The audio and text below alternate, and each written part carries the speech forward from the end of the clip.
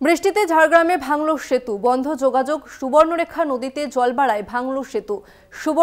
সুবর্ণরেখা নদীর উপর fair weather সেতুতে ভাঙন এবং সাকরাইলের গড়ধরা ও নয়াগ্রামের দেউলবাড়ের সঙ্গে যোগাযোগ বিচ্ছিন্ন। কংক্রিটের সেতু নির্মাণের দাবি জানিয়েছেন স্থানীয়রা। সুবর্ণরেখা নদীতে জল বাড়ায় সেতু ভাঙল। সুবর্ণরেখা নদীর উপর ফেয়ার ওয়েদার সেতুতে ভাঙন। এই মুহূর্তে সেই ছবি আপনাদের সামনে তুলে ধরছি। সুবর্ণরেখা নদীর ওপর ফেয়ার ওয়েদার সেতুতে ভাঙন। সাকরাইলের গড়ধরা ও নয়াগ্রামের দেউলবাড়ের সঙ্গে যোগাযোগ বিচ্ছিন্ন। কংক্রিটের সেতু নির্মাণের দাবি জানিয়েছেন স্থানীয়রা। সুবর্ণরেখা নদীতে জল বাড়াতে ভাঙল সেতু। সুবর্ণরেখা নদীর ওপর ফেয়ার ওয়েদার সেতুতে ভাঙন।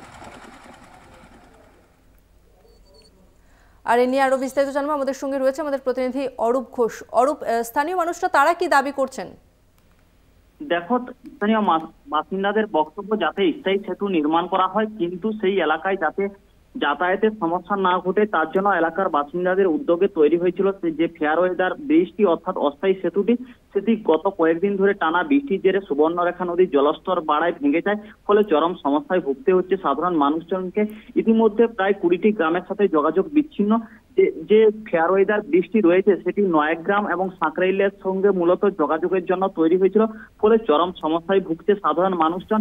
এমনকি ঝাড়গ্রাম সহ মেদিনীপুর যেতে গেলেও নয়াগ্রামের মানুষজনকে ঘুরপথে অনেকটা ঘুরে করে যেতে হচ্ছে। সেক্ষেত্রে মানুষজন অনেকটা সমস্যায় ভুগছে। তসমিনা, বেশ ধন্যবাদ তোমাকে অরূপ। আপনাদের আরো একবার জানিয়ে রাখবো, বৃষ্টিতে ঝাড়গ্রামে ভাঙল সেতু, বন্ধ যোগাযোগ। সুবর্ণরেখা নদীতে জল বাড়াতে সেতু ভেঙে বিপর্যয়।